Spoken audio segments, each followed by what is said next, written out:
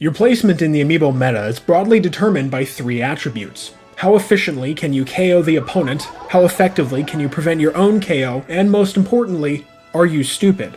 You being your Amiibo in this case. We see this play out on the Amiibo tier list. The Amiibo at the top are extreme damage builders who net KOs pretty easily. They're also usually pretty heavy, preventing their own KOs for a while, and a lot of the heavyweights have good enough AI so as to not be stupid. Except for Rob. Rob's just stupid. We run into a problem when looking at the upcoming Amiibo though. Pyra and Mythra Amiibo, the focus of today's video, have been in the game for a while, and like Pokemon Trainer, they randomly switch back and forth. This mechanic means that, like what I was talking about with Steve last month, there's a large degree of unpredictability to them. Their AI is a lot simpler than Steve, but they're by no means stupid, and Mithra especially has some good stuff to use if you let her. The problem is that they're high tiers sometimes, and not at other times. Pyra's a sword fighter character, okay? Sword fighters are typically mid tiers, sometimes higher tiers, like Byleth, for their great range, but general lack of survivability.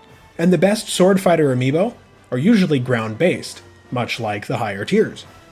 Pyra is really well equipped for ground play, with a stupidly long and powerful forward smash, and then she's got that side B thing too. I don't think that optimal Pyra will, in the long run, spam stuff like side B, but it really eats up slower opponents at lower skill levels. But she's not always Pyra. Sometimes she's Mithra. And while Mithra technically uses a sword thing, is she a sword?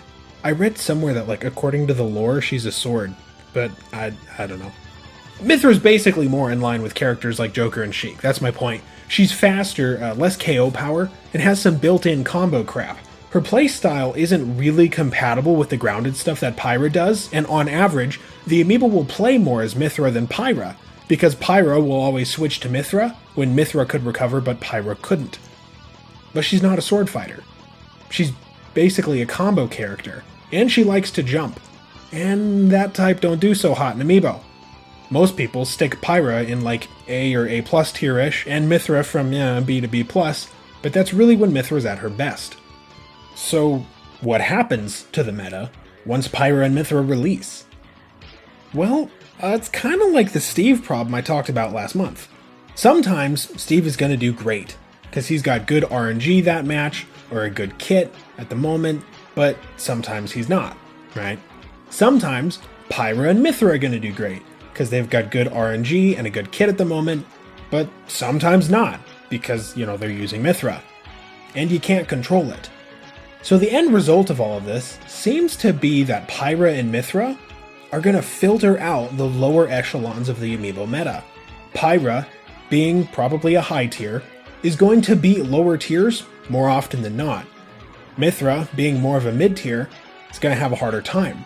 But Pyra and Mythra will probably end up straddling the line between mid and high tier in the perfect spot to clobber anything worse than them, but still get beat by the tougher stuff above them.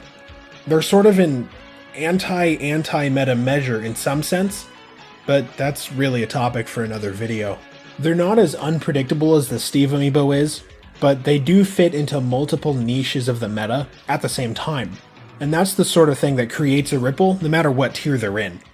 I would expect that until Pyra and Mythra really get optimized, which will take years, that they'll be reliably killing off lower tier and poorly trained Amiibo even in their own tier.